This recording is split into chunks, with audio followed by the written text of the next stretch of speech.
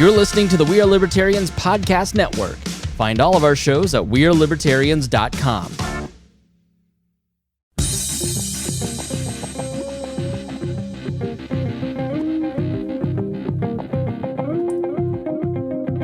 Welcome to We Are Libertarians. I am your host, Chris Spangle. We bring you all of the irreverence modern politics deserves while putting people before political parties. We examine current events from a libertarian perspective with the goal of leaving you better informed. Please be sure to rate and review us on iTunes, like us on Facebook, and subscribe on Patreon at wearelibertarians.com. In exchange for supporting our program, we give you all kinds of bonus content and free stuff. This show is crowdsourced, so you can send us news in our Facebook group or Discord channel, which you can access at wearelibertarians.com. And, as always, we'll take your questions and comments via email at editor@wearelibertarians.com. Please be warned that this show is raw, unedited, and authentic, so the language is sometimes strong and offensive. Okay, what are you doing? Making coffee. Okay, that's Harry Price. Sorry. What in the world, what in the wild, wild world of sports is going on? Coach, I'm making coffee. Harry has... All right, Paul Copeland joins us. Hello. There's some sort of short in my mic. Do you hear that fuzzy noise? I'm so thrown off right now. I'm so distracted. Paul, no professionalism. You've been here from the very beginning, from the second Harry walked in the door tonight. What was he like? You know the commercials where they are trying to give somebody a Snickers bar? Because, right. Yeah, he was that needy the entire time. Well, not even 30 seconds, not even a hello. He walked in the door like he owned the place, which he acts like anyways. Right. And then he starts bitching because there wasn't filtered water for him, and then I hadn't cleaned his coffee machine, which it's my coffee machine because it's in my house, in my studio, on my podcast. It's our coffee machine. Okay. That Jason gave to us. Yes, Jason. As a network. Jason Doolittle was kind enough to give me a coffee machine. No, the people a coffee machine. So all the people who come onto the We're Libertarians Network can have and enjoy coffee. Right. Like a proper green room.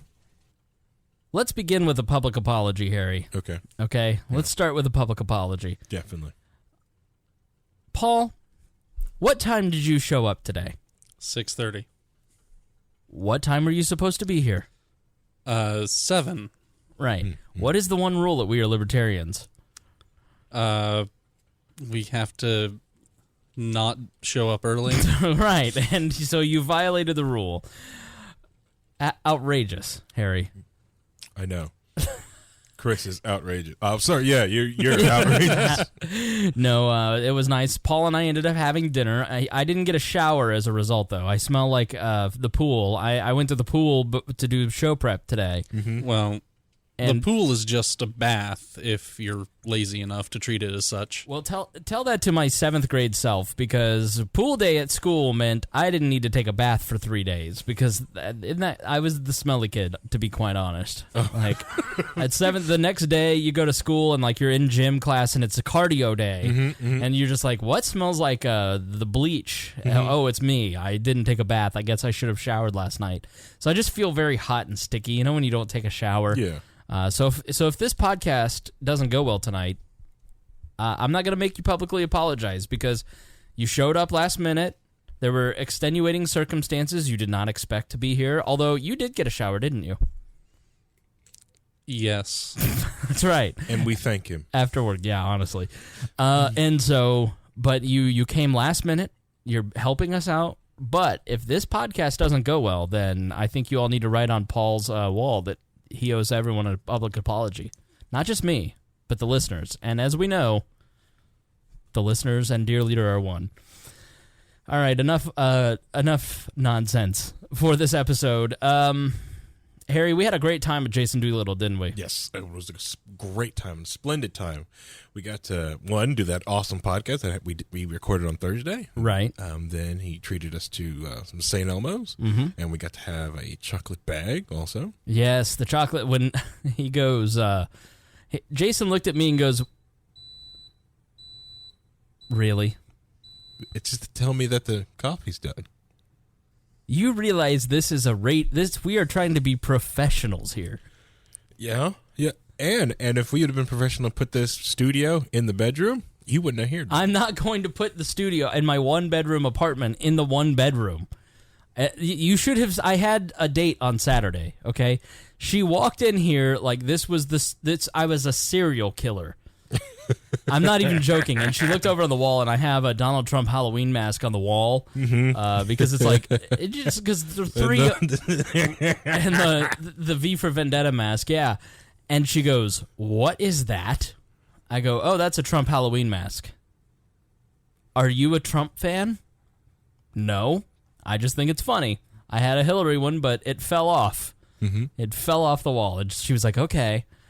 It was pretty much downhill from there, I think. But no, I had a lovely time. But it was funny when she walked in here. It was like, so imagine walking into this apartment and there's a bed right here. Mm-hmm. And then she's like, well, what do you use your bedroom for? And I open it up and it looks like a button factory puked all over the wall. So it's my small business? Right. Well, I'm just saying, like, you position the bed so it looks out the double doors. A romantic view of Menards. Yeah. You can't see the Menards from here. Not right now. It's too overgrown. But in the wintertime, I can read by the glow of its warm sign. Careful, you're going to dox yourself. Right. Oh, whatever. I mean, we alert the police before every podcast. But it was nice to eat with Paul. Paul, you witnessed, you basically doxed me yourself. Yeah, only in that you live near water and ducks. And what did you witness? I witnessed a grown man hurl a hamburger from his balcony to the ducks below. Listen, it's hard when you live by yourself, okay? And I don't know if either, I know he lives with someone, I don't know if you live alone, but, making food for one person can be very difficult. And so sometimes you have extra food at the end of your meal, and I don't throw it in the trash. Nature is my garbage disposal. A lot of people run into that same problem, and they cook less. Well, I don't see like that is a good solution at all. I mean, what if I cook food and I'm still hungry? Then you can cook a little more food. Oh, see, this just seems like an inefficient use of resources, to be honest. You could also, when you invite us over for the podcast, cook us dinner. I would have, honestly. Do I have to get here at 6:30? Well, no, don't get here at 6:30. So yes, but we had a great time. Back to Jason. We had a great time with Jason, and we were, hanging out. Had a real bro weekend. Mm-hmm. Jason came here. We did a great episode of We Are Libertarians. It was great having him here. Yep. He brought gifts. He brought you the Pellegrino. Yep. He brought me a 64-ounce bottle of water. Okay, here, feel how heavy this is when it's full. I mean, it's no computer heavy, but here, hand it to Harry. It's got some heft to it. Isn't that amazing? That's nice. But it stays cold for hours, so I'm well hydrated during the show now. Sweet. Because of man, go to the water bar, get your growler of water from around the country. That's literally what it is. It's a growler of water. And so he came bearing gifts. I got the gift to share. I got the coffee maker, which I'm willing to share with all wall guests for the break room. Right. So when when you come on to We Are Libertarians, you can just ask your leader to make coffee. Yeah, so it's very nice. So instead of staring at it for 2 hours, you can get the coffee maker ready. But it has become a distraction at the beginning of the show. The buzzing, the wrinkling, the crinkling. Harry's inattention. Harry's demands, which, as we mentioned, were outrageous the second he walked in here. I think Jason owes me a public apology. No, I'm just kidding. They weren't demands. They were observations. Observations. I observed that you didn't do this for me. I observed that you were complaining like a big baby. And so then we ended up going Friday. We had a great time. We went to the Antelope Club, but we should have gone to the Columbia Club. And so he got to see both the Antelope and the Columbia Club. And then we went to St. Elmo's, the fancy steakhouse in town, and I was so unprepared. He's like, right after we end the podcast, he's like, did you make reservations? I'm like, what? Because that was the first time in my life I've made reservations for a restaurant. Here's what a man of the people, dear leader, is. He's never made a reservation at a restaurant, and then the day before, he's like, this is fancy, so I'm going to wear a tie. I was like, oh, I'm going to wear a tie too. And so it was fun to go to a place that I've never been. Yes. And then the next morning, it was really fun. We went shooting. Yeah. Your glasses just steamed up from the coffee. Yeah. Well, before that, Jason and his brother-in-law came out to my favorite breakfast restaurant, Cafe Audrey's on the Fort. Right. Got to be there with Gunther. Get to see Gunther, and they got to try the amazing pancakes that they have there before we went shooting. Right. Yep. I was unable to attend. Why was that? Because I'm lazy. Oh, okay. I didn't wake up till 8:30. So then we go to the shooting range, and I had never shot a gun before, and to be quite honest, I enjoyed it. Yes. See? Yeah. No, it was not as scary as I thought. So I kind of want to talk about that a little bit. You know, the first time you're shooting a gun, and maybe the next level of what I should do next.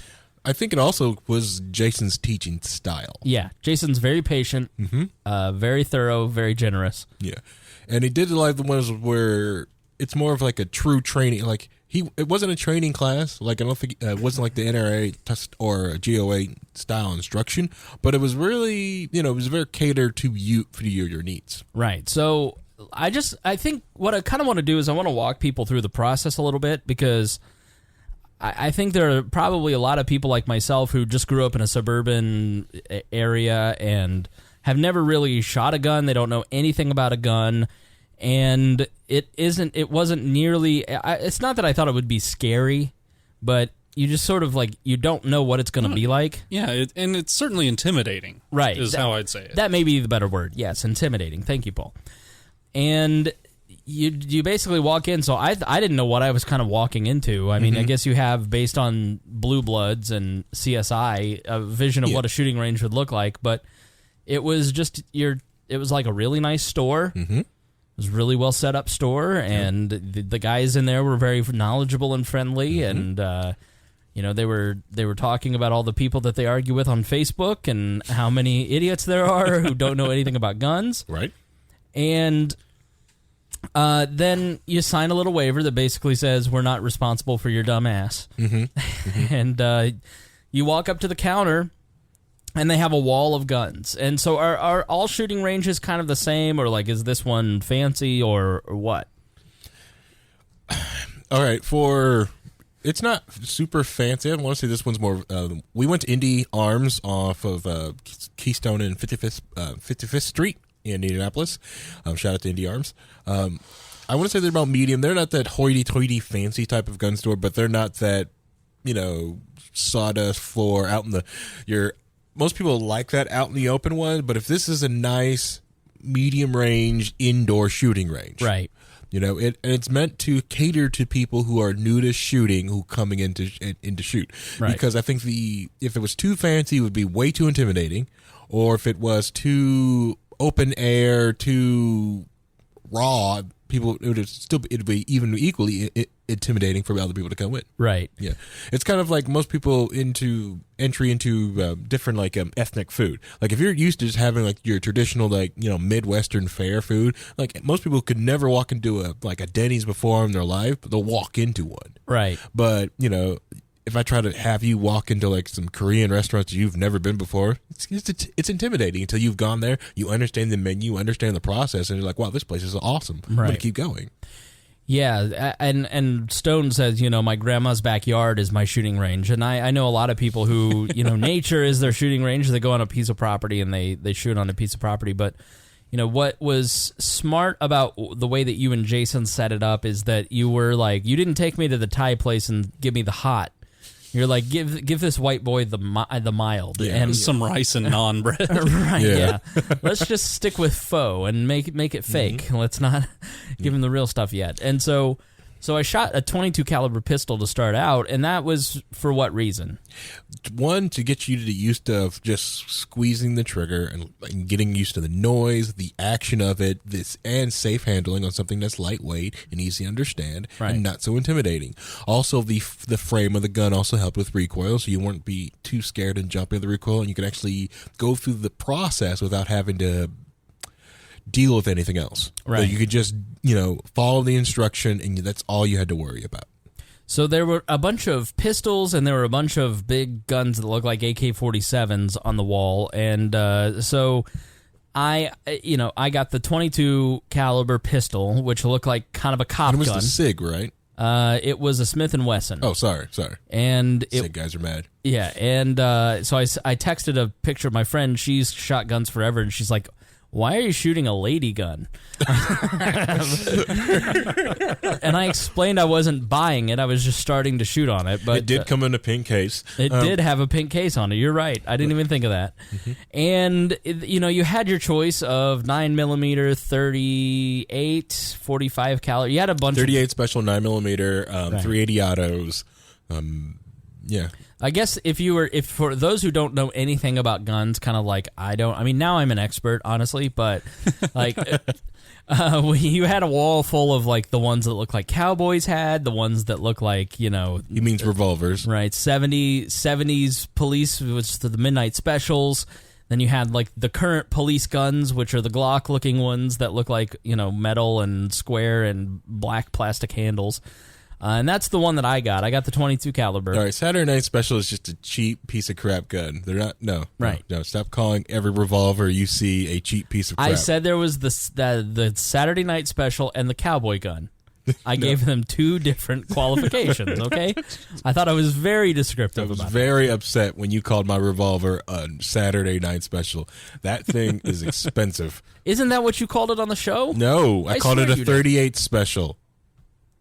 I mean, a midnight special and a 38 special to me are the same thing, Harry. I'm splitting hairs here, but so I basically walked up and Jason said he's never shot a gun before. Give this noob something that he can handle, and he handed me the lady gun in the pink case, and we were like perfect. And so what I liked about those guys is that they knew I didn't know anything, and they were there to basically walk me through it. Mm-hmm. And at first when I walked in with the imposter syndrome of, can they tell that I don't know what I'm doing here? You have that mentality when you walk into a place like that of being intimidated, because these guys are really experts on their craft and what they do, and you know nothing, and you don't want to show that you don't know anything. But that's the best thing to do, is just to say, I don't know anything, please help.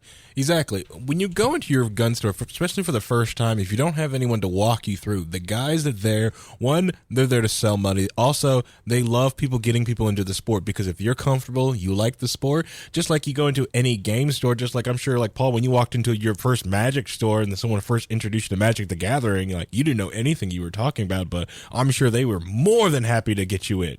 Oh, yeah. No, they were certainly happy to get me in. Way too happy. The Magic the Gathering store or the gun store? The Magic the Gathering store, where I've spent probably $2,000 over the past 5 or 6 years. Okay. Several AK-47s. Yeah. All right. Now he's thinking about no. I just looked at him like I'm going to give him space to let him talk, and then Paul completely shut down on me. It is like cardboard cocaine, but that's not why we're here. But yeah, most gun stores now, hold on. I remember that feeling because I had basketball, baseball, and football cards as a kid. I had mountains of them, and you're just like, if I buy one more pack, it could be the one. Exactly. Right. But, slightly different experience with gun stores. The two I've been in here in Indianapolis, I've not found to be very welcoming places, because me and my roommate walked in and they're looking at us like, what the hell are these two fat man children doing in my store? Is this the Magic or the gun store? The gun store. All right, because I think you're probably okay in either. We were welcomed at the Magic the Gathering store earlier that afternoon. Right. They rolled out the red carpet there, but yeah, no. the atmosphere for a gun store is very important. I will agree with that because there are gun stores that are very convenient for where I'm at that I don't go to. Right. And it's because they looked at me like I had two heads when I was looking about their store. Really? Well, why do you think they had that mentality? I mean, was it just a sort of your own insecurity making you feel that way, or were they just like unwelcoming and? They were unwelcoming, unhelpful, and like granted, I had my hair down past my shoulders at that point. And your skin color. Yeah, school shooter. Honestly, typical. Yeah, completely school shooter. Right. Were you dressed in your black trench coat? I don't have a black trench coat. I thought about bringing the black. If I had a black trench coat, I would have wore it today. Would have been in better taste than the first episode I was on. Yeah, I mean, you were saying at this place that we went, you came in with Maya. Yeah, I've come in with Maya. Who couldn't be a bigger embarrassment in most cases. Yeah, so they're totally fine. I've gone in with several different trans people before inside the store just so they can, one, be armed and protect themselves and have understanding, go through the training classes. And they've gone through they've let them go through the training classes, and they've had so much fun and invited them like, wow, I like shooting. This is fun. Right. And because they were completely intimidated because, to most people that, most of the guys were cis white males that ran the gun store. Yeah.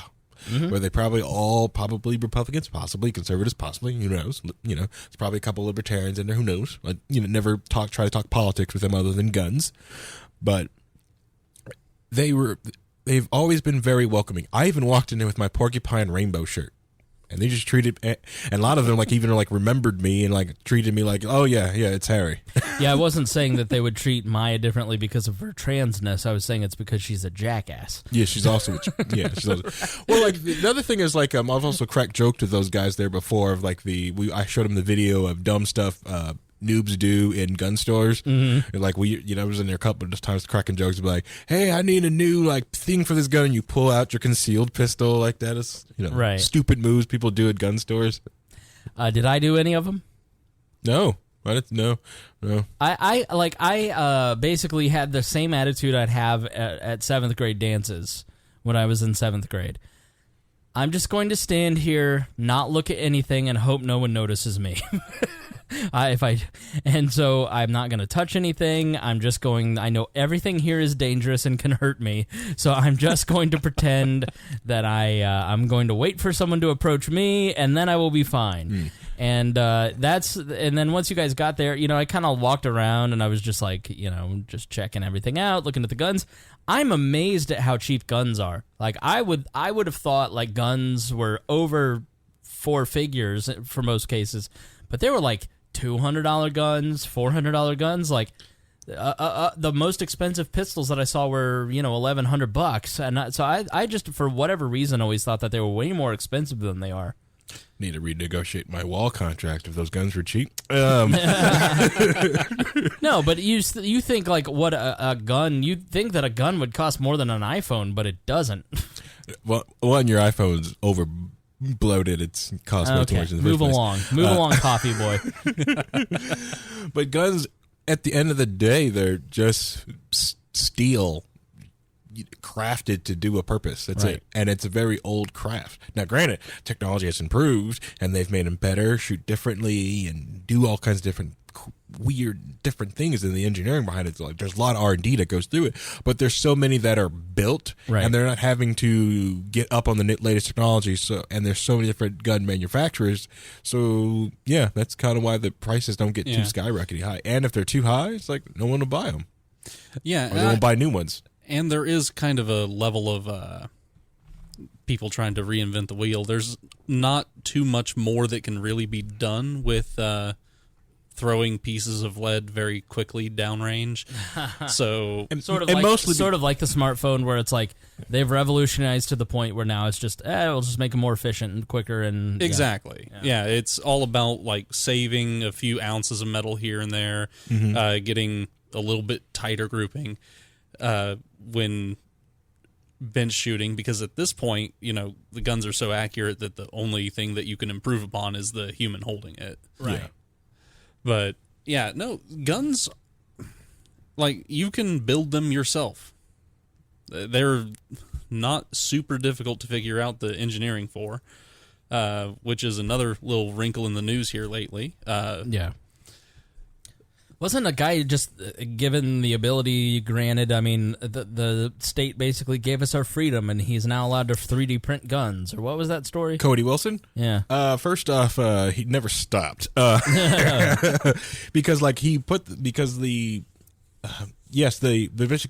they told him he had to stop, but because who is he and what is he? What's Cody the story? Wilson is the guy who did the 3D printed gun that everyone talks about, like, so the Liberator, right? But the main thing is his company was Defense Distributed. Yes, Defense Distributed. What he does, he makes this thing called a ghost gunner, which is basically a CNC machine that will take a AR-15, 80% lower, and then the CNC machine is programmed to finish it. Now, I don't even think it's 80% lower with what he's doing. I think it's just a block of metal, and he mills out the entire thing from there. Okay. 80% lowers you can buy kits for offline already, but his was like complete, no registration. You can just get a drill press and knock this thing out in a couple of hours. And that's just what the machine does, and people are freaking out because of this machine, but at the end of the day, it's just a CNC machine which you could program anything to do. Or if you had a CNC machine, you could probably program one to do something to make the exact same thing. Right. If you had an AR-15, you can look at it and reverse engineer and make this thing. All it is steel and springs. Gotcha. Okay, so then he got in trouble for what? So he was publishing downloadable files that basically gave all the specifications of different guns, and his company even goes as far as taking measurements of existing guns down to like the 1,000th of an inch and creating CAD files out of them, which would be computer-aided design and would allow you to mill out your own parts and replicate the entire weapon that way. Right. Okay. So Using technology that's freely available, anyone can buy this. He's just doing it. Right, and Yeah, I believe we can't have that sort of freedom, so the government tried to stop him. Well, I believe it was the Defense Department. Correct. Told him that he couldn't publish these files online because it would amount to giving weapons technology to foreign agents. I've never heard of the Defense Department, and I don't think the Defense Department has the ability to do basically what would be a civil policing situation like that. Well, they were trying to justify it on the grounds that since it would be on the internet, that foreign nationals and foreign governments could get their hands on. Sure, I get that, but just purely as we talked with in the Supreme Court issue with Abdul, like from a process standpoint, it would have to be the FBI or the Judicial Department or the ATF that would basically have to regulate that. I can't believe the Defense Department would be the one taking any kind of action against him, but interesting. Yeah. Well, because he's also exporting and stuff like that, so they went after him hard, and then he finally did. He sued. He stopped. He sued, and then he ended up getting it because it was like forget what the judge ruled on it. There was no judge ruling. It was a settlement with the department. Sorry. Yeah. Yeah, that's really weird that the Defense Department. I'll have to look more into that. But I'm more interested in the legal question than I am the gun part. But yeah, I mean, you can. It's out there, so it's not like okay, stop posting the files. But whatever, they're on, and they're going to be on file share for the rest of the humanity's time on the internet. That's the thing. A lot of the guns have already been out there. Right. They're already out there. Like the 1911, that's been studied. This is what a 1911 is. This has been out there. It's in books. Right. This is what a 1911 is. Yeah. So the only difference is he kind of made it simpler and easier. And even now they're trying to do reports on like these unmarked guns are showing across the countries, then doing all these different things. Like I've really? seen some of those pop up. Yeah, really. Yeah, these people are getting these ghost guns and they're causing crimes with it. Really, that's all it took was these ghost guns. You know, we didn't even really register pistols until the 90s, right? I mean, there were. We don't. No, they put serial numbers on the serial numbers on the pistols is just more of a what they have to register to the ATF on build. Gotcha. So they try to trace them because in their head it's like, well, if someone is selling this gun to criminals and buying them to bypass a background check system, we can find out who's doing that. Right. But since it's just stamped on their steel, most criminals shave off the serial numbers anyways. All right. Because even it's like, they shave them off, so even if it's stolen or however they get it, they don't want to trace back either. I remember seeing on one of the guns that I held that day like a silver plate, looked like stainless steel with an imprint of the serial number on it. And you could have literally just taken a plier and pulled that off. Well, it's just like the VIN number on your car. Right. If it came down to it, what your windshield's in with black RTV sealant, so piano wire your windshield's out. Take some 10 snip your VIN number out, put the windshield back on. Ta-da! It's gone. That was oddly specific, Paul. It's like he has experience with it. And then you can switch it out so you can go from a rebuilt title to a clean title. All right. Just like that. You like roll the tires backwards and roll back the odometer too? First off, that doesn't work. You have to take the odometer out of the car and use a reverse drill, hook it up to it. I'm sorry, I saw it in Ferris Bueller's Day Off. You're lying to me, sir. The movies would never lie. My personal favorite, what I'd like to do is to go to the junkyard and you find a car with less miles. You remove its entire cluster and then you put that in the new car. So you can go from like a Dodge Neon with 250,000 miles to 78,000. Nice. Never buy a car from Harry is what I'm hearing here.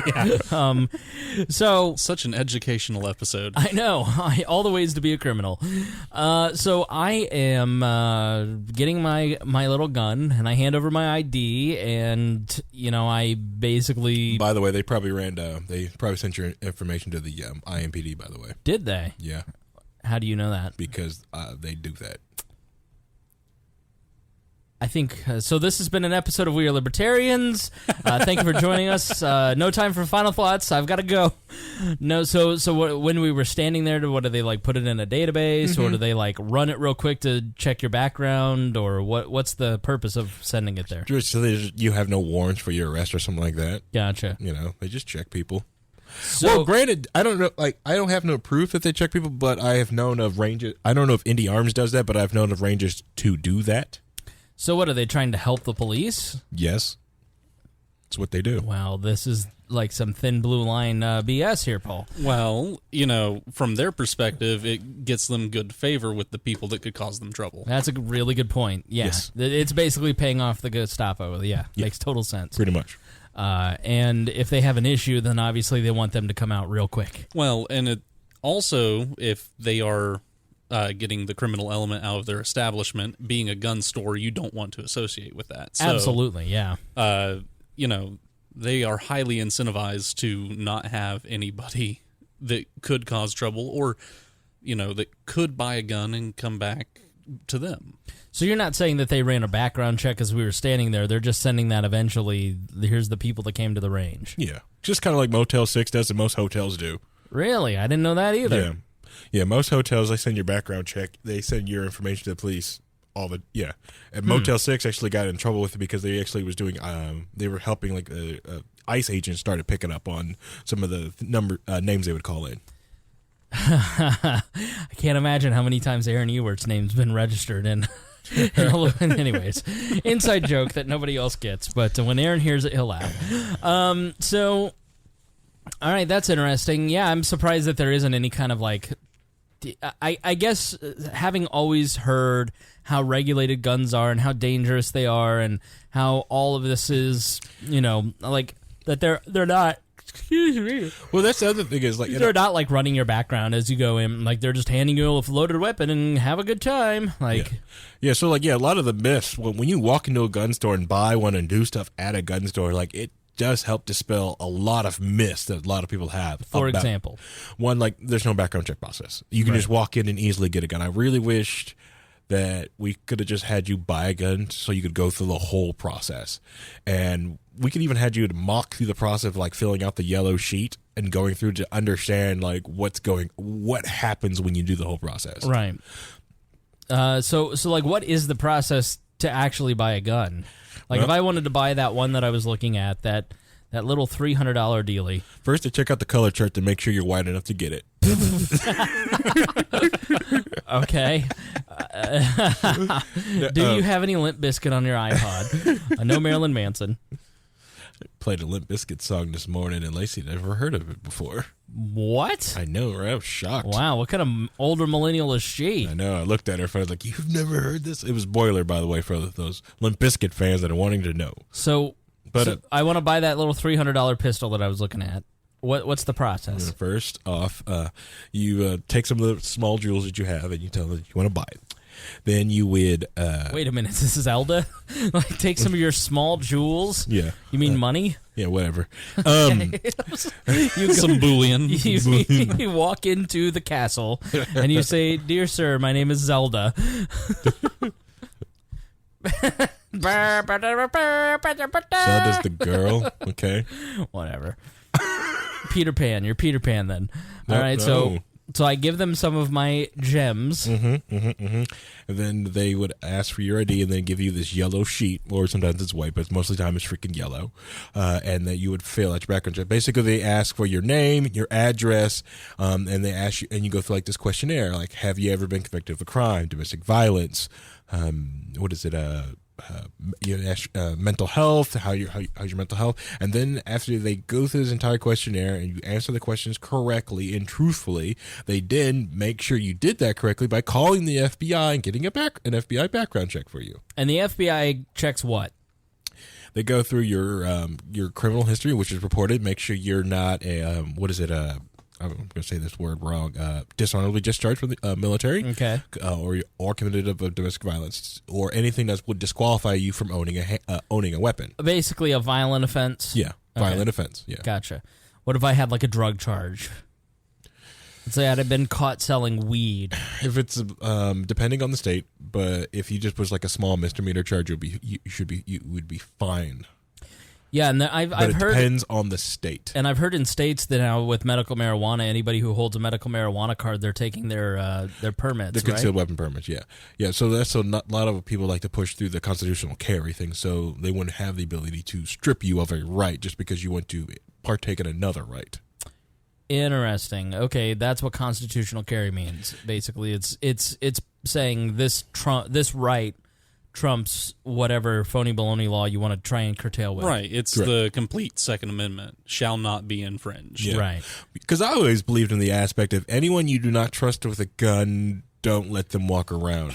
Just like all these people talk about, like, I couldn't trust myself with a gun, then you need to get help. You need help now. I don't need you driving. I don't need you doing anything. Having said that phrase, I'll tell you, like, I think it is just trying to... I used it to put off people who were very passionate about guns and like knew a lot about it. And there's this thing where people get into a hobby or they get into a thing that makes up their identity, and they want everybody else to buy into it to validate them. And so, like, libertarians are very guilty, especially new libertarians or new Christians or new Magic the Gathering players. Like, what do you mean you don't? What do you mean you don't understand this? You need to get this. And, like, that's why they don't like other libertarians, is because it threatens that piece of their identity that makes up most of their identity. And so I think when you say, when I've made some of those excuses, it's literally because I'm just trying to put off somebody who is, I'm trying not to hurt their feelings. I'm trying to say I'm not interested, but I want to say it in a way that is not necessarily going to hurt your feelings, because you're being a little too aggressive with me. You're coming on too strong. Exactly right. Like, I'm uncomfortable with the idea of guns, and you're very comfortable with the idea of guns, and you want me to accept your way of life, but I know you're not going to, like, give me the benefit of the doubt. Yeah, and you haven't paid enough money to make me comfortable with guns. Right, yeah. Is that why you have that electric grill? Because did I come on too strong with the charcoal? No, I have had it. I have had a gas. I have had a charcoal. I prefer, in many ways, a gas grill. But I got the electric because I was very broke at the time, and I wanted a grill. and the gas grill was $100, or the electric grill was $100. Okay, and I knew like, okay, I could spend $200 on the gas grill or $100 for the charcoal, but I'm gonna have to keep buying fuel, so I'll go with the electric. Come to find out, the apartment complex I'm in does not allow charcoal or gas grills.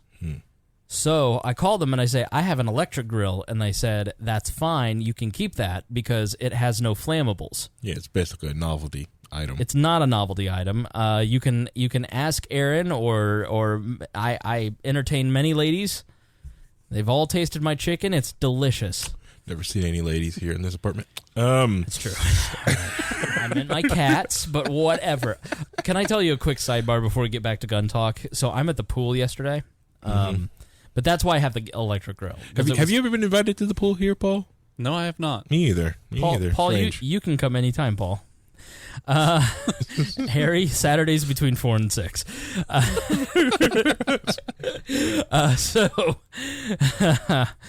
No, that's just the pretentious hour. So there, we should like film an instance of like the nosy people. Do you live here? Why are you here? So I'm at the pool, and there is a blonde woman who, every time I'm there over the last couple of weeks, has tried to find a reason to talk to me, basically. Sorry, I just hit my... listen, Luke, come over and taste my meat. It's not an oversized Foreman grill. It is a regular grill. It is a heating source with fuck you. So, anyways, this blonde girl's been finding a reason to try and talk to me when I go to the pool. And so yesterday I get in, and you and me, her friend, and another guy, we're all kind of chatting it up, and she's like, oh, hey, how are you? What's up? And blah, blah, blah. And someone mentions cats. And so she looks at me, and she's like, oh, do you have cats? And I was like, yeah, I've got 2. Oh, yeah, I'm more of a dog person. Here's the reasons that I like dogs. Like, yeah, I like cats. What are your cats' names? Mittens and Muffins. Makes a grossed out face to her friend, and then not even 30 seconds is like, well, I gotta go. Oh, man. You don't need that type of negativity anyways. So now you can meet, if you come over, you can meet Roger and Tim. They're in the bedroom. So it was really fun. I was like, listen, I get that these are really stupid names, but that's why I name them that. I don't like naming pets after people. Right, yeah. There's nothing more weird to me than, like, this is my dog, Eric. First off, people... I don't know. It's my brother's name, but I don't know why that just hit me so funny. A dog... Listen, you need to name... I'm naming my next pet Eric. And the other one Jessica after my siblings. My cat, Mr. Meowington of the Castleton Meowingtons. People love Mr. Meowington. Right. Okay. But, you know... Yeah, I mean, there's a certain level of absurdity that you're allowed with a pet name. Yes. So use it. Right. Mittens and Muffins.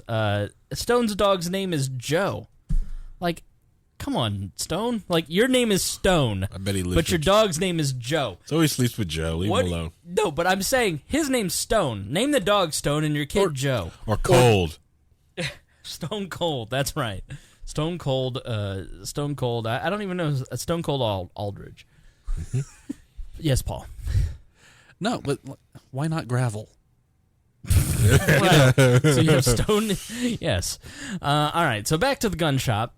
So yes, it was not as intimidating. So you get in there. You basically check in. They take your information. They sell you some earmuffs, some eye protection. They rent you ear protection Right. and an eye protection for your safety. Right. And then you get your gun, you buy some ammo, and then you go into this very warm room, Jason was talking about, there'll be so much airflow in there, and which thermostat's at 65 right now. And I thought it was very cold in there. it was 90 degrees in that room. It Very was cold. Very hot. Very cold. I was sweating profusely. Just notice I'm not getting cold now. I'm drinking this coffee. I know. Well, I think the air is struggling a little bit, so hopefully it's not broken. The worst is when you wake up and your apartment's like 75 and you're used to 65 and you're just a puddle. Love it when it's 75. It must be terrible. It's awful. So I go in there and we basically set the gun down and we get the gun out. Mm-hmm. Jason got the gun out. I let him do all the touching first. He inspects it, make sure it's okay. Right, and then he went over the rules, which we kind of went over on the last episode, on Thursday's episode on 299, and basically, keep the gun pointed that way. Don't point it back this way. Here's how you load it. Here's where the safety is. Here's all the features of it. And I mean, these are very simple devices. If there's a safety, it's this thing slides out, you put the bullets in it, and then you slide it back in, you press this button to eject it, and then the other button makes it go bang. Yeah. That's kind of it. Put the thing in the thing, rack the thing, bang. Right. So it's a very simple device. And then, put the little thingy, got the little target out, and then put it back about 10 feet. And I got to say, Harry, what do you think of my shooting skills? I was actually impressed. The one things that weren't too impressed. One was, let's start with the negative. See, we need to groom this out of you before Gunther grows up. Start with the positive and then the negative, Harry. Give me the reasons you were impressed. I gave the impressed first. It was very quick, though. It was very quick. And the negative. Now back to the negative. Okay. You kept crossing your thumbs. Yeah. I think you stopped breathing several different times. Absolutely. Yeah. Well, I mean, how are you going to be accurate if you're breathing? It relaxes you. Stops you from jerking. Yeah. Once you get used to it, you're supposed to basically time your breathing with your shots. Right. But that's once you're actually putting lead on paper and a little bit further down, once you're more familiar with everything. Yeah. Right. So, I felt I was very accurate. I started out with the 22. What are the guns that I shot that day? You shot, Smith & Wesson at 22. Then you moved up to my Ruger LCP 380, the 380 Auto. Yeah, which was like that tiny little one? Tiny little one with the laser on it, which you liked. I tolerated it. Okay, so you go from the 22, which barely has any backfire, and then you go up to the little tiny gun without, like, I have fat hands, and then that was so small that it was. I liked the full frame of the third gun I shot. Then you jumped up from that to my Glock 22 with the 40 S&W. Right. You loved that one. What does a 40 S&W mean? 40. It's 40 cal. Okay, gotcha. So you loved that one. But it's a full size frame, and it's a Glock is a joy to shoot. It was a great gun. Yeah, it's polymer. It's lightweight. It holds a lot of rounds in its magazine. Let's see. I don't think we had you, but it was fun because when I first gave you that, I only gave because I was kind of worried with you, so I only gave you one bullet to be careful with because I think you actually jammed the Glock because you wasn't holding it stiff enough. I did, and you jammed it. And we finally gave you more than one bullet. It was weird. Yeah, I know. He jammed my Glock. I'm a magician. What can I say?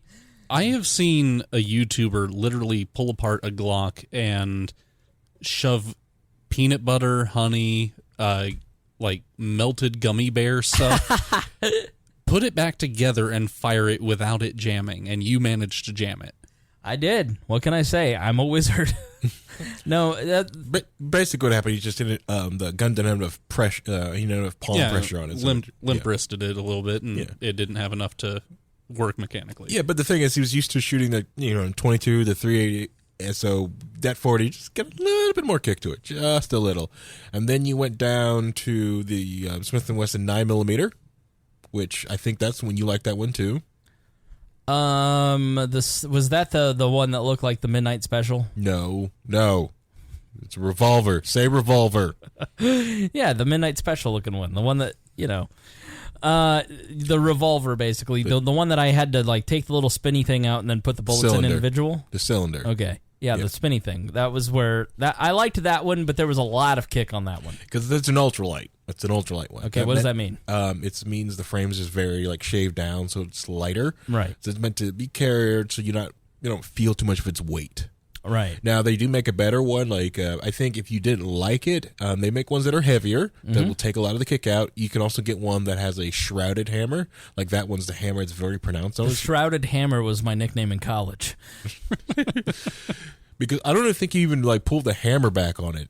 I didn't. No. Yeah, because you could have pulled the hammer back on it, and it would have makes it easier to shoot because it takes a lot of the pressure out of the pull on the trigger. Then I shot the brother-in-law's gun, which was kind of like a poor man's Glock. Yeah, the 9mm. Mm-hmm. Yeah. Oh yeah. Yeah, definitely the Glock that I shot, the big gun, number 3, was my favorite.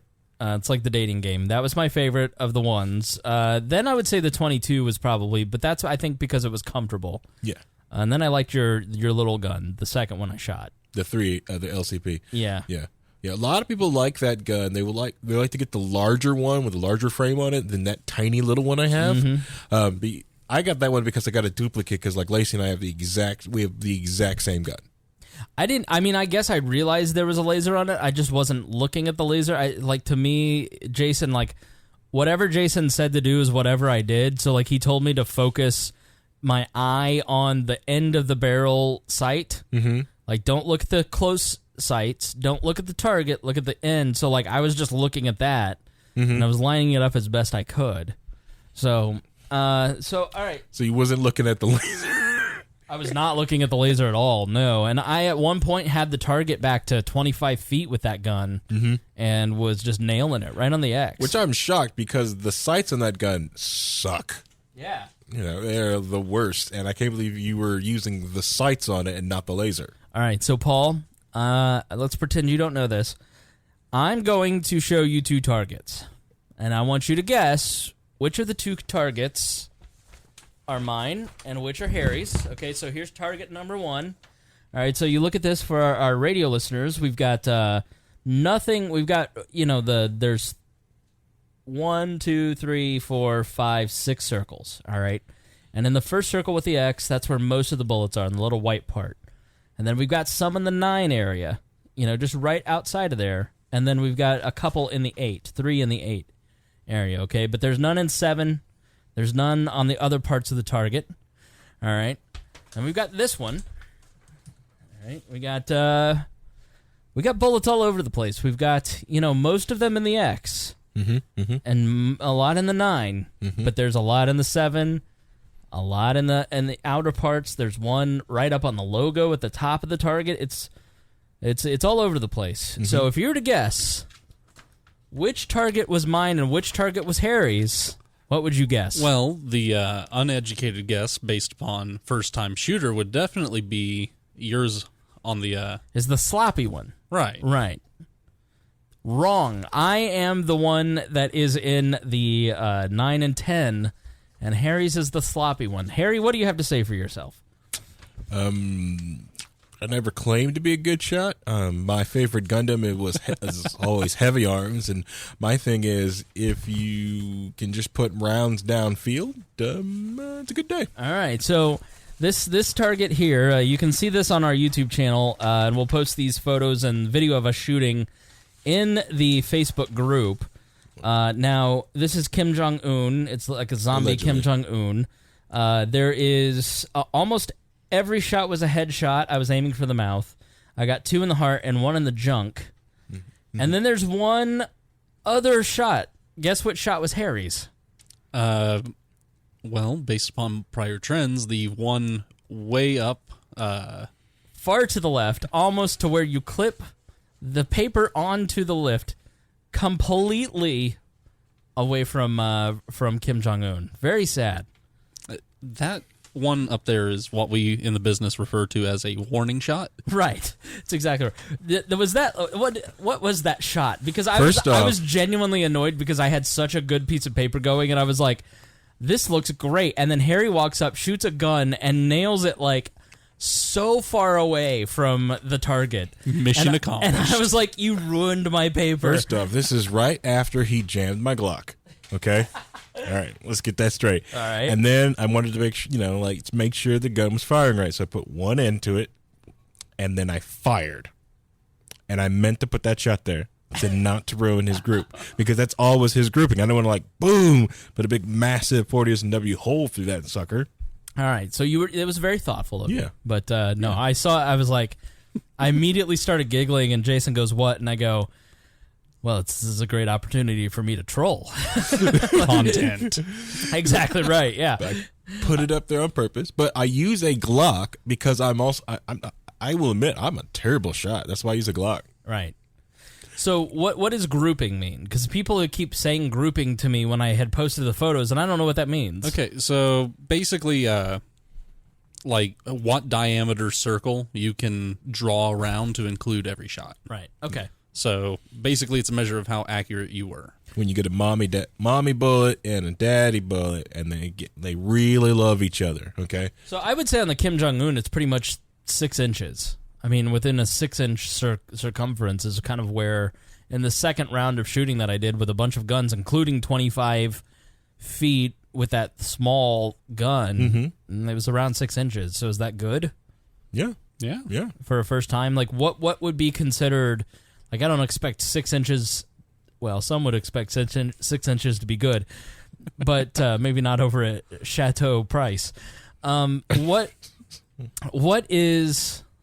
like, what's kind of like the B? If you were getting a B in shooting class, what would your grouping inch be? Well, it really depends upon the application that you're going for. I know people that want, like, at 100 yards with a hunting rifle, a less than 3-inch group. Gotcha. Yeah. So, for self-defense at 25 feet for some of your shots, getting it within 6 inches... that's fantastic. That's dead center mass. That's going to be every shot on target. Mm-hmm. And I imagine you improve over time, like your grouping, that sort of thing improves. Mm-hmm. Yeah, it's all about practice and muscle memory and eventually getting to the point where you don't necessarily need to focus on the sides. You just know where the bullet's going to go in relationship to how you're holding yourself. Yeah, you can feel it. And then it'll go all out the window when your adrenaline's really start pumping. So and then you'll have to train that. That's sort of that's sort of to me, like, I got the concentration part down, like I was able to just focus on what I was doing, and I think that's why, for a first-timer, I was genuinely, like, surprised, because I thought I would be much worse than I was. I didn't find it to be that hard, I guess is the way to put it. Like, you just kind of focus on what you're doing, you pay attention to what people are telling you, and then you just execute. But if I were in a situation where somebody were running after me, or I were in the dark and I was in a situation with adrenaline, I think it'd be completely different than the experience that I had at a gun range. Well, you just use your gun like a staple gun at that point. Right. Then you don't have to worry about missing. You just unload. Yeah, staple gun. Right. Yeah. Pow, pow, pow, pow, pow. Contact. Right. Right. Just stop them. Okay. What of the guns that I shot, what is kind of the most common caliber, most common gun? I mean, are pistols more common than rifles? Yes. Are 22s more common than 38s? Like, what's the common gun? So, yeah, definitely the 9mm Yeah. is the most common round. A lot of law enforcement uses it. A lot of civilians use it for personal defense. I think about the second most popular would be I don't know if you shot any 45. Yeah, 45 and 40 will be right to 2 seconds. No, what's like the size difference of the bullet between 45 and 9mm? Like, is it significant? Because what I saw in the 22, the 45, the 38, like, none of those seemed all that different. Like, the 22s were definitely smaller, but between the other calibers I shot, they didn't look all that different. Well, like, they also started to inch up. I don't think he really looked at, like, because when you went from the 22 to the 380, it did inch up just a little bit, and Right. then you moved up to like 9mm, which is close to that, and then the 38 special, and then you did the 40. You just kept seeing them in such small progression. But other than that, but a lot of people are expecting like massive bullets for some reason out of handguns, Right. which most people, when they see that massive bullet like to hang out there, like, this is what they're shooting at. Usually those are rifle rounds, and mostly that is just cartridge, not bullet. Right. Gotcha. We should have took you to the rifle range. You actually could fire like a rifle to understand, like, this is what a rifle bullet is. That's all it is. Yeah, it would have been fun. Yeah. You can always go back. There was only one incident. Well, there were two that maybe you didn't notice. Well, they're tied together, actually. Okay. So this is, a nice little chart here. So the 45 is the fattest, and then down a bit is the Smith & Wesson 40, and then the 9mm Luger. Yeah, they don't look terribly different. The 45 is much bigger than the 40 and the 9mm, but the 9mm and 40 kind of look the same. But okay, yeah, you can just kind of Google an image of that if you want. Yeah, it's all about mass, but for most handgun rounds, it's more about the amount of powder you can put behind the round. Gotcha.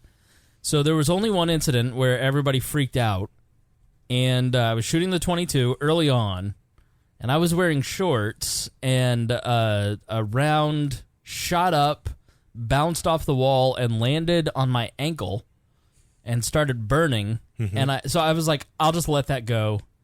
And then it got hot, and then I went to kick it off, and I had the gun as I was shooting it. I wasn't shooting it as I was lowering it, but I just shot it, so the safety wasn't on, and I started to point the gun down as I started to shake it off, and all three of you immediately went, "Whoa, whoa, whoa, whoa, whoa!" Which, if that was the cause for freak out, that's relatively minor. He sweeped his leg, okay, and then he started to point. Yeah, and you saw the photo on Instagram. I posted the picture on my Instagram, see Spangle, and what does it look like? It is a very good impression of a spent casing. Yeah, it is. It looks like a little bullet. I don't know if I'm flexible enough to show you, Harry, but here, I'll just show you the picture because it's really well defined. But yeah, you can see it on the old Instagram. I'll post that with the videos and everything else in the group. Stone's coming up to live here finally. No, he's just coming up. Look at the impression of that. Oh wow! It looks like a tiny rocket. Yeah. So that's either a bullet casing or a poor BP tattoo. Yes. So it's a baby sperm. But I felt that after I left, I was far less intimidated by guns, having shot one. And I just was thinking, driving home, I wish everybody could have that experience, because I think people would be far less freaked out by the whole gun debate if they actually shot one. Mm-hmm. Because at no point did I feel unsafe in any way, shape, or form. At no point did I feel that I was in any danger whatsoever. At no point did I act with carelessness, except for the part where I was getting a 3rd-degree burn on my leg. Yeah. But I think it was just it was a really good experience, and I learned a lot. And I thank Jason especially for being the impetus for doing that, and for being a really good instructor. And I had a great time doing it. I thought it was a really good experience, and I think everybody should do it. I mean, I think I'm going to buy a gun. I don't know. I'm not opposed to it now. Before, I would have told you absolutely not. I will not buy a gun. I don't know what I'm doing with it. Mm-hmm. You just didn't have any awareness or cognizance of what it would take to own a gun. But now, having gone and spending 3 hours with people who know about guns at a gun store shooting guns, I have an awareness of what it would take to own a gun safely. I probably won't, just for the simple fact that I don't need another damn hobby that's going to cost me $150 a week. Unless we get a gun sponsorship, which, if you're interested, editor at Right. Yeah, I mean, but I certainly would not be opposed to it. And I don't think that it is even really that expensive. I just know myself that I get this thing, and then I needed to buy all the things for it. Yeah. You can get the guns very inexpensively, especially if you know what you want to do. But I feel if I wanted a weapon for safety reasons, for instance, I could spend $300 on a gun. Mm-hmm. I could probably buy a round of bullets that's going to last me, or what is it called? What are you laughing? Round of bullets. A box of bullets, or whatever you call it. And then a thing to keep it in, and maybe a safe, and you'd probably you could do it for under $500. Yep. Notwithstanding, the taxes and the trainings and all that stuff. But actually, I think a nice Mazen Nagant case of ammo. He does not need stupid Mosin. Is that like Megami cables? What Megami Night? No, cheap Russian World War I surplus. Okay. Do bullets go bad? I don't know. No, not if you take care of them. Yeah, they're sealed in metal cases, and you can buy an entire case of ammo for like $100, and that's like 1,000 rounds. That's a lot. Your geese wouldn't give you problems anymore. You listen. Tell the people what a shot I am with a slingshot at the geese. Quite impressive. That had to have been at least 75? 75 feet? No, 75 yards, man. 75 yards? You okay. Landed a solid hit. Yeah. That he was flapping his wing. He was. I might have messed him up a little bit. Same way, like you get punched in the arm. Right. You're flexing your arm because it's like, what the fuck, dude? Why'd you hit me? That's why That's why I like the slingshot with the glass balls that you know, like little half-inch glass balls. I don't even think they might be half-inch. Because you're not gonna kill the thing. You're just gonna freak them out enough that they fly away. Even the BB gun is a little too intense. But I live right out my back porch is a big lake, and so these things just come and they just crap everywhere. And they're nuisances. The ducks are kind of even getting on my nerves at this point. But so you just take a couple rounds of the slingshot ammo, and you just kind of move them on their way in a very non-threatening way. But I'm getting good. I can hit 100 yards easy. I can hit you a goose right on the head. I've become that practiced this summer. I think a good gun for deer leader would be a nice youth shotgun. Something that it could shoot one-handed while calling the police. Because, well, at that point, just get them like a Taurus Judge or something. The walls here are way too thin. And well, get it with a birdshot load. Destroy his books. He'll be very upset. He blows to a book. At the point that he's pulled a gun, he's already going to be pretty upset. Mm-hmm. Mm-hmm. Yeah, why are you here? It's 6:30. You're not supposed to be here this early for a podcast. Meaning, Stone says birds have hollow bones. You could actually break them. Did you hear the thud on that goose? They also have flight feathers that support their entire weight that cushion any blow. Trust me, I am not harming any geese. He saw me hit the third one I've ever hit. It hits the water. Just wait till you get here. You'll find out. Exactly. Come on over. Just stand out there and watch. Yeah. So once you can't breathe from the they're just a nuisance. Right. They affect our health. Okay. You can hit a goose.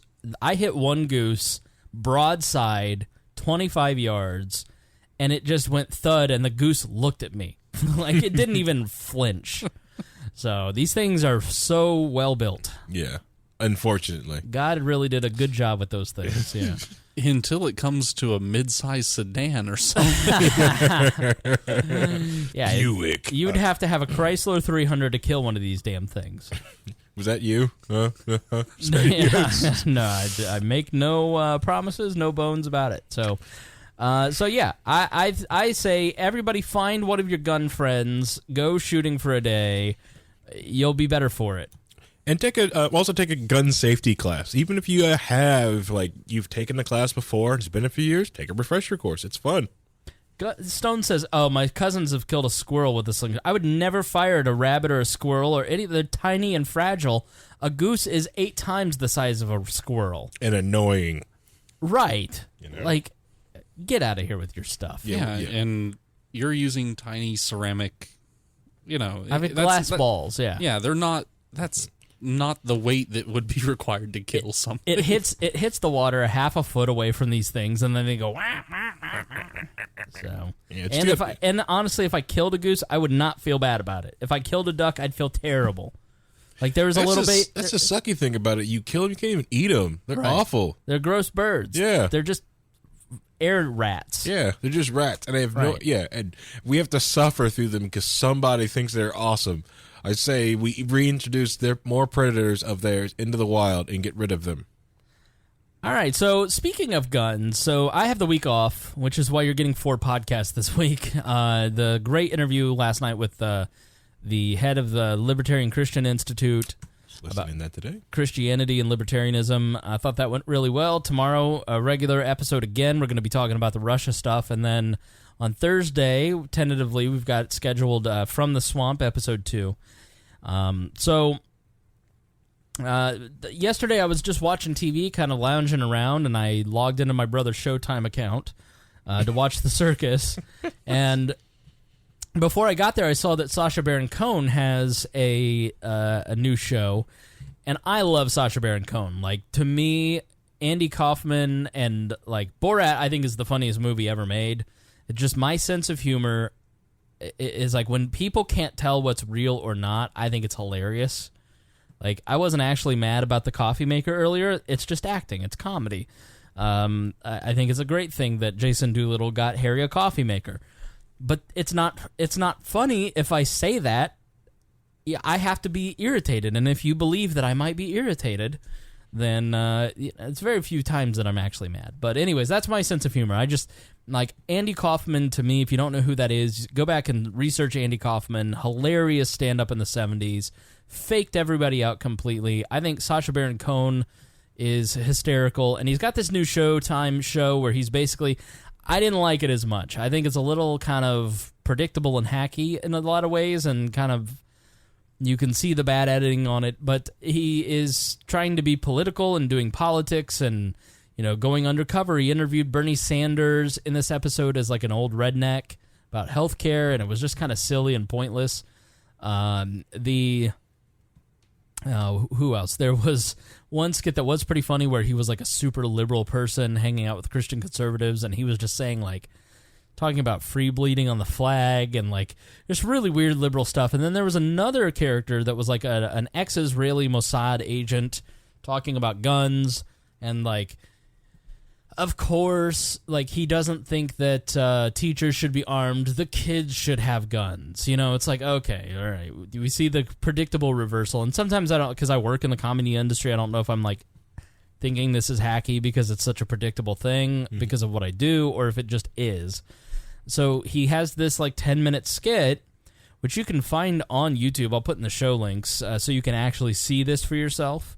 It's on the Showtime YouTube channel called Who is America 2018 First Look Sacha Baron Cohen Showtime series. And he is this Mossad agent, and he's talking to somebody, and then they come up with this commercial. Kindergartens, how to protect your preschool. Shalom, children. My name is Eran Morad. I'm here to show you that guns, when used responsibly, with training from grown-ups, can help keep you safe in your school. Here to help teach you is Philip Van Cleave. Not every strange man you meet gonna be friendly and non-threatening like me. Today, we're going to teach you how you can stop these naughty men and have them take a long nap. That's right, and that's why you're going to meet a friend of mine. His name is Papi Pistol. Now, Philip, will you show us how to feed It's basically a stuffed animal on top of a Glock. Papi Pistol? To feed him, take his lunchbox and push it into his tummy like this. Just remember to point Puppy Pistol's mouth right at the middle of the bad man. If he has a big fat tummy, point at that. Great. It's fun. Okay. Puppy Pistol is part of a whole group of new friends that your parents can get you, called Gunnimals. Wouldn't you love to meet this little Gunny rabbit? He's ready to put the naughty man on a very long time out. How about the magical Uzicorn? Well, this is one for the girls. It's a lovely little unicorn that you can play with. Dino Gun can stop an entire crowd of bad men. And Tots, you gotta learn that Dino Gun eats and spits his candy really, really fast. Rocket Ship RPG will take you to the moon. Or rather, the bad guys are going to the moon if they attack your school with a truck full of big, scary fireworks. And introducing BFF, a starter gun for infants 24 months and under. BFF is so easy to fire, even a baby can use it. BFF wants to help you. Pull the string on a bad guy. Make bang, So basically, you pull the string and it shoots bullets out of the mouth. bang. Aim at the head, shoulders, not the toes, not the toes. Fire! Head, shoulders, not the toes, not the toes. Fire! Eyes, ears, and belly and nose. Head, shoulders, not the toes, not the toes. Fire! Now that I had a common sense training video, it was time to take it to the nation's capital. I just arrived in Washington to see if someone will back my kindergarten's program. I needed to find politicians who would fight for the Second Amendment right of toddlers to bear firearms at preschool.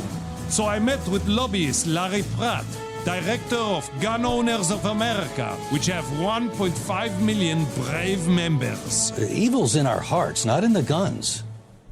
Do you think the liberals are using these school shootings to further their anti-tragedy agenda? They're trying, but it's not that hard to find a student who does think that way because that's what they're being taught in the schools. We actually found out that in schools, it's not only important to arm the teachers, it's important to arm certain gifted children. Oh, that's great. This is the head of the Gun Owners of America. Okay? This is just... Train from 16-year-old up to 4 years old. This segment of the conversation would absolutely cause heads to explode here in this country. Why? Not all. Because they will be shot? Or? Because that they're so prejudiced against young people having guns, and especially in a school. The only thing that stops a bad man with a gun is a good boy with a gun. Yeah, even a good toddler. Exactly, a toddler, really. The great thing about toddlers is they don't have any fear of guns. This fear is really given to you by the media. That's a good point. Well, if they hear somebody shouting Allahu Akbar, they're likely to instinctively go for that gun. We had one problem with this. There was a Muslim gardener who was praying and he said Allahu Akbar and he got shot. Pray in secret. Women need a gun, you know. My wife, she... Let me just say, because there are people, selective editing. I'm a professional video editor.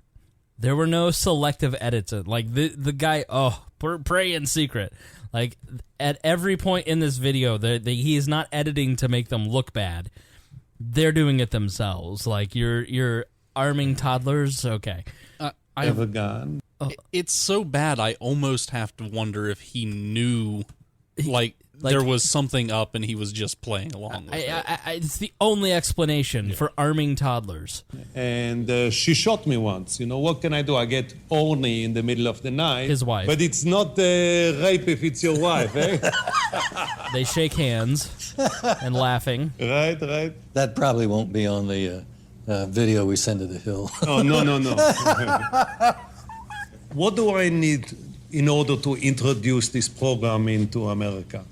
There are a few members of Congress that I think would be as receptive to what you're doing as I have been. I'd be very happy to see if we could get them interested to set some time aside. Great. Let's see if we can stop these anti-gun people from getting everyone killed. Yeah, they've got blood on their hands. Now that I had this Pratt on board, I was welcomed into the halls of Congress, where I sat down with a House representative and outlined my common sense proposal. Oh, you want me to say on Matt Gaetz from Florida? television that I support 3- and 4-year-olds with firearms? Is that what you're asking me to do?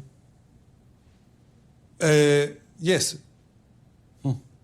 You can do Typically, members of Congress don't just hear a story about a program and then indicate whether they support it or not. I support the kindergartens program. We in America would be wise. So basically, Matt Gaetz says, you want me to say on television that I support arming toddlers.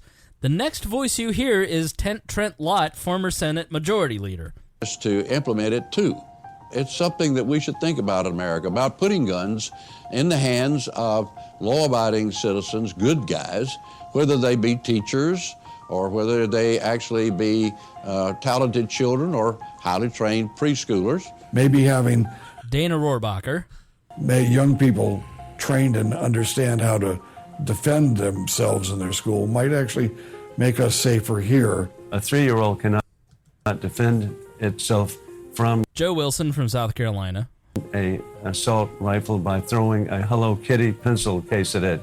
Our founding fathers did not put an age limit on the Second Amendment. The intensive 3-week kindergarten course introduces specially selected children from 12 to 4 years old to pistols, rifles, semi-automatics, and a rudimentary knowledge of mortars.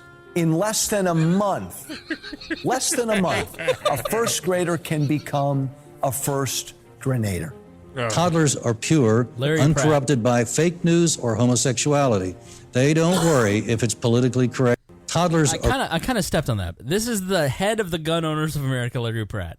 Pure, uncorrupted by fake news or homosexuality. They don't worry if it's politically correct to shoot a mentally deranged gunman. They'll just do it. The science behind this program is proven. At age 4, a child processes images 80% faster than an adult, meaning that essentially, like owls, they can see in slow motion. Children under 5 also have elevated levels of the pheromone Blink-182, produced by the part of the liver known as the Rita Ora. This allows nerve reflexes to travel along the Cardi B neural pathway to the Wiz Khalifa 40% faster, saving time and saving lives. When it comes to the safety of our children, the way to stop a bad guy with a gun is a good kid with a gun. A good kid with a gun. A good child with a gun. Happy shooting, kids. I need a hospital. So I heard that you were going to sit in front of CNN for 16 hours, but I thought even you are not that stupid. Even before. All right, so we'll play Joe Walsh's explanation here in just a moment. I've not seen this, but I really genuinely want to hear, because that was not selective editing. If you watch the video, you can very clearly see that these intelligent men who are in Congress are sitting in front of a camera, reading off of a teleprompter, presumably based on what you see in Larry Pratt's glasses, arming toddlers and grenades for children, and you're just like, are you kidding? My mouth was hanging open. And you just go, how did he get 4 or 5 congressmen to do that when Matt Gaetz was the only intelligent one who went? He didn't even say, like, I'm not gonna arm toddlers. He was like, I'm not gonna put that on tape. But I listen. I know my experience of with guns is roughly an hour at this point, but having that experience the other day, I see the responsibility that it takes, the care that you have to have, and to put guns in the hands of toddlers. Like, why, if you were a congressman, would you not look at that and go, are you crazy? Because what this does is such a disservice to gun owners. They gave Sacha Baron Cohen exactly what he was looking for, which was useful idiots to make gun owners look irresponsible with their firearms. And it wasn't selective editing. Like, they just handed them a script and these dum-dums read it verbatim into the camera. Like, what were they thinking? I mean, would you Gunther's nearly a toddler. You letting her handle a gun? Oh, she's been handling a gun before we let her out of the NICU, personally. Didn't want anyone to kick the door in there and her to be unarmed. Right. Showed her how to, when you pull it out of the diaper, you clear the feeding tube, okay, out of the way, and then you pull. Right. No, on a serious, yeah, it was, that's just, yeah. I mean, as a responsible gun owners, that should drive you crazy. It does, and it does. Other thing is, could have been a selective editing, yeah, because we've seen the Daily Show do stuff like that, but usually it's more obvious. Right. It's very clear that so people on my Facebook were just like, They were not arguing that it's inappropriate for toddlers to have guns or that this made gun owners look irresponsible. They immediately went after Sacha Baron Cohen. Yeah. And it's like, that's the wrong response. Yeah. Because that's giving the left, when people on your side do things like this, you have to say to your side, this is unacceptable. Like, not that you were reading this, but that you think this. Mm-hmm. Like, you're making us all look bad. What are you thinking? Really bad. Well, I mean, I really want to believe that it was a joke, that they were just treating it all as a joke, given that it was after the gentleman from the Gun Owners Association of America. Less likely once you have that many Congress people, but then again, these are also Congress people we're talking about. They read what's in front of them and don't think too much anymore. Right. Go ahead. Yeah, no, I mean, I could see just as damning things being put out by somebody else. This is completely asinine. It was hilarious. No, absolutely. You guys were laughing. It's hilarious. It's good satire. Yeah. So let's hear Joe Walsh's explanation of this. He's one of the congressmen. He's from Illinois who's in this. I've not listened to this, but it's Michael Smirkanish, who I really like, and I know he's going to ask fair and balanced questions. So here we go. And my next guest, Joe Walsh, the former Illinois congressman turned radio host. So, Congressman, what was the setup in your case? Hey, Michael, good to be with you. And look, let me say at the outset, I think Sacha Baron Cohen's a funny guy. I thought Borat was hilarious, but look, in my case, like in a lot of the cases, he's a funny guy because he gets people to say stupid things. Like you. He gets people to say stupid things because he lies to them. In my case, he flew me out to Washington, D.C. They knew I was a big supporter of Israel's, and they presented me with this award as one of Israel's greatest friends. Found out later the whole thing was a ruse, and it was a ruse probably just to get me to say some stupid things. So they give you the award, and then what? There was some aspect of this where it dealt with Israel using kids to protect itself against terror? Yeah, Michael, it was just crazy. Look, they flew me out to D.C. They put me up in a hotel. They put me in a limo. They sent me off to this studio in Virginia. Again, all under the lie that I was getting an award from some Israeli TV station because I'm a great supporter of Israel. So after they conducted an interview, they had me read off of a teleprompter talking about some of the innovative products that Israel's invented. And then they had me read about this 4-year-old child in Israel who, when a terrorist entered his classroom, somehow he grabbed the terrorist's gun and held the terrorist at bay. And that was, I guess, an example of how Israel trains and arms preschool kids on how to use firearms. And boy, shouldn't we do that in America. And so I'm reading this, Michael, off of a teleprompter, and I'm thinking to myself, well, this is kind of crazy, but it is Israel, and Israel's strong on defense. We found out the whole thing was made up. There is no TV station. There was no award. And it's pretty clear that Sacha Baron Cohen wanted me to say something pretty crazy about guns, like in America, we ought to arm preschool kids. Did an alarm go off in your head, Congressman? Yeah, it did. But again, Michael, it was too late because I was in the middle of this 15-minute thing talking about all the great things Israel does. So the alarm went off, but the alarm really went off about 3 o'clock that next morning when I said, oh, my God, I've been duped. And then we hired an attorney. We looked into it. And we found out pretty quickly that it was this new special on Showtime that he was producing, Sacha was producing, and we found out, as you said, Michael, I wasn't alone. Dick Cheney, Sarah Palin, a bunch of us were duped.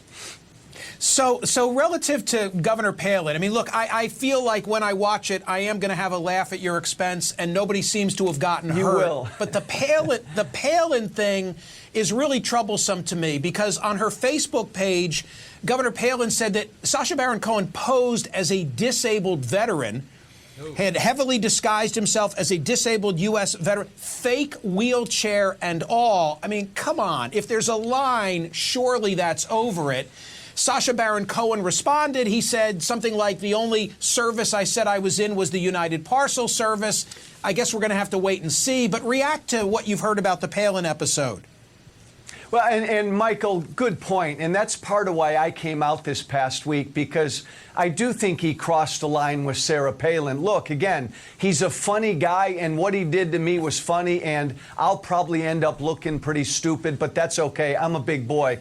But you impersonate a disabled veteran, he did cross a line, and I think Sarah Palin, Michael, was right to call him out. Again, he's got a right to do it, but I like the fact that in this world now, Sarah Palin and others like myself, we're pushing back just so people, when they go into it, and as you said, Michael, we'll probably all have a good laugh tomorrow night, but people need to know the truth. Yeah, I wouldn't have let him off. I mean, hearing the explanation, I'm completely wrong. And so is Sacha Baron Cohen. Like, he shouldn't have... Oh, he crossed the line when he posed as a disabled veteran. Like, cut the bullshit about the veterans. Like, what he did to Joe Walsh was wrong. Like, the way that he framed that and the way that he set that up, like... It's social engineering. Exactly right. Yeah, he got fished for his password, basically. Yeah. No, that to me, like... Right. Well, he put him in an inescapable situation. It's like, how do I, oh, they're giving me an award, now they want me to say this stuff? I mean, have a backbone, for one, and don't say really stupid things. Right. And two, do some research before accepting your awards. Yeah. That wouldn't be too difficult to manage. Absolutely. Well, yeah. I mean... quick DuckDuckGo search. Right. What's his radio station? Right. What's the TV station? What's the award that I'm getting? See if they actually do exist, because they're not going to be on, the Google machine or the DuckDuckGo machine. Yeah. It makes you wonder, like, when you do talk to, like, most stars and stuff like that, the reason why they make you go through, like, their handlers and stuff like that. Right. And, like, it seems like all the ones that are getting touched are the ones that are wanting to be more closer to people. Right. Yeah, no, I mean, there is a really tough line, and I don't know where that line is, but you look at people like Michelle Wolf, you look at people like Samantha Bee, basically Comedy Central is, if nobody's calling it Commie Central, I want credit for that, but Comedy Central has basically just turned into a bastion of the left, where it's just cheap Trump jokes. Showtime, I think, has some just, like, rip-off of, do you remember the Little Bush show? It was not just the Lil Bush show, but also when the South Park guys did a Bush TV show on Comedy Central. That was really funny. It's like, Trump jokes are so cheap and easy to me. It's hack at this point, and punching down at Republicans, it's such a, like, it's so boring to me. And I don't think they realize the backfire that's going to happen. Like,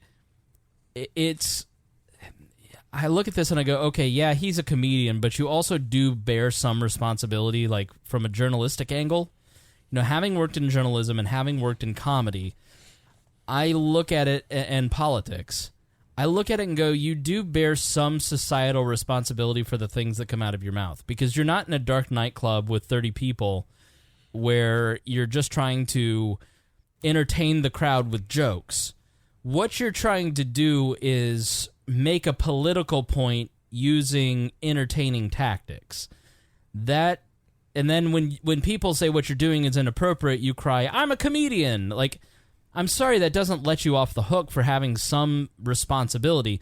Like, what you did is you just fooled me, you fooled other people. Like, for the sake of influencing political discourse in a way that is, like, to me, it's unfair and unseemly, and it's lying. Like, I don't like to be manipulated.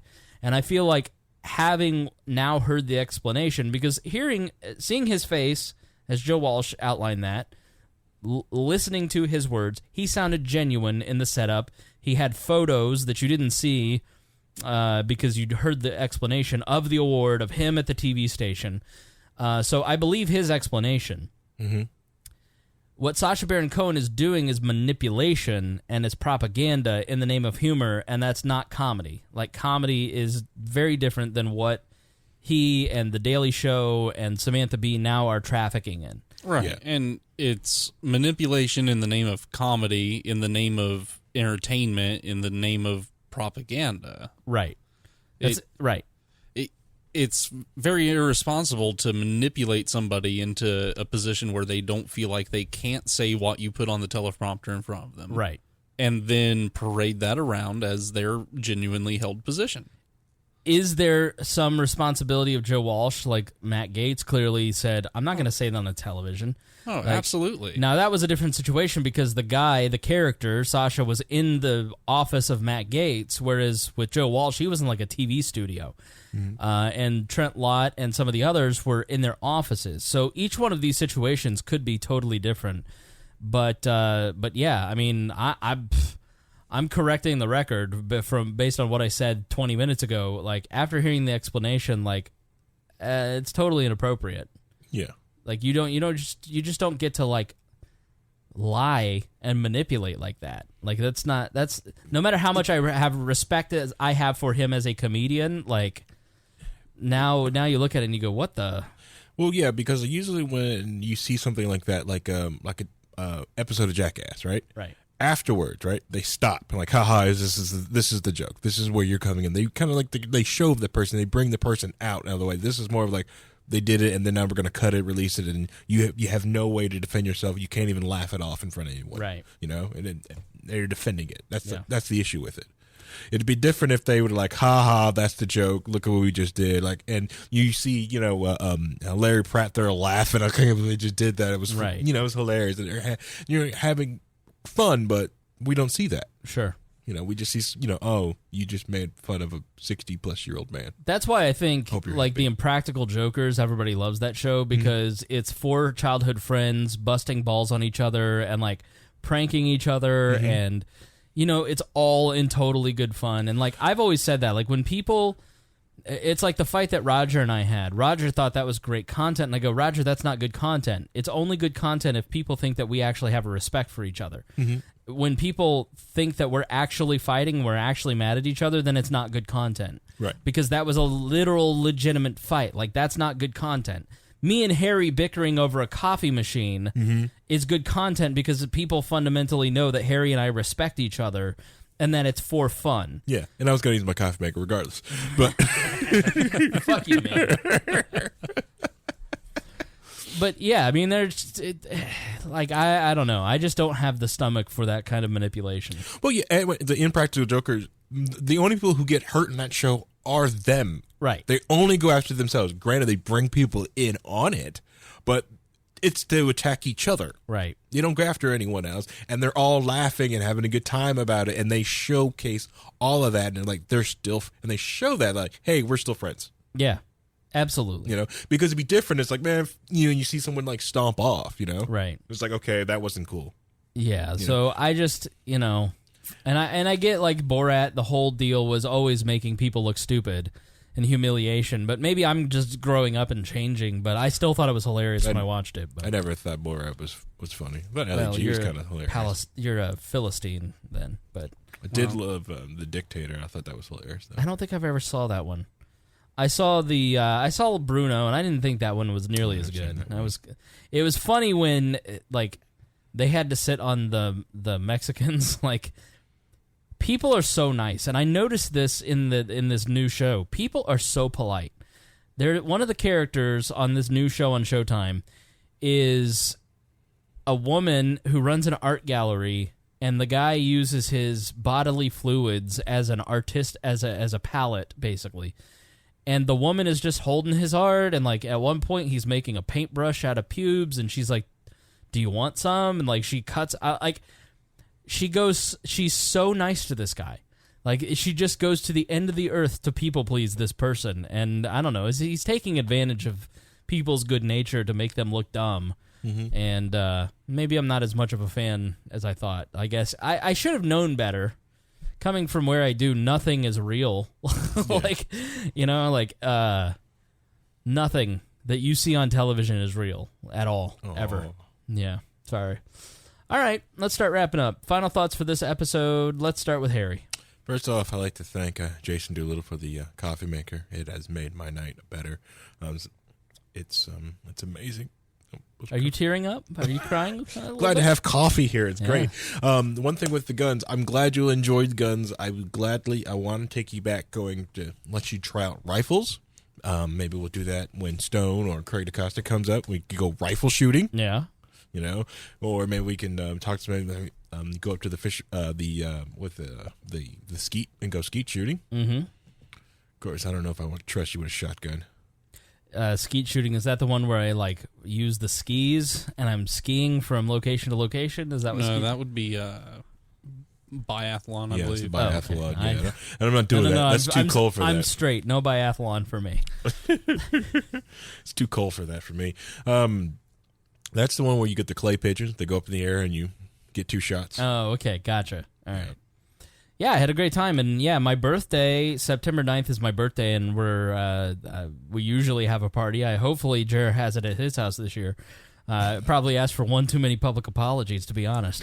But Lil Stone, Aldridge, Superfan Stone's going to come up. We're trying to twist Samantha's arm to bring him up. I got her considering it, so I think we may get Stone up here. Very excited to see both of them. So it's going to be quite the bash. He's young and attractive. He can most definitely hitchhike most of the way here and get within range for me to go pick him up. I don't want Stone to lose his innocence on the account to a trucker on account of my birthday. Stuck on I-74. Right, with a man named Phil just touching every part of Lil Stone. So yeah, I'm looking forward to it. That'll be a lot of time. Another birthday bash for Dear Leader. It's going to be quite the affair. Now I have to figure out where we're going to have it. Now that I was just like, I'll tell people to come in for my birthday, and I have absolutely nothing planned. Stone can drive; he just can't come alone. So if you live in the Atlanta area, Stone, you can drive with Stone.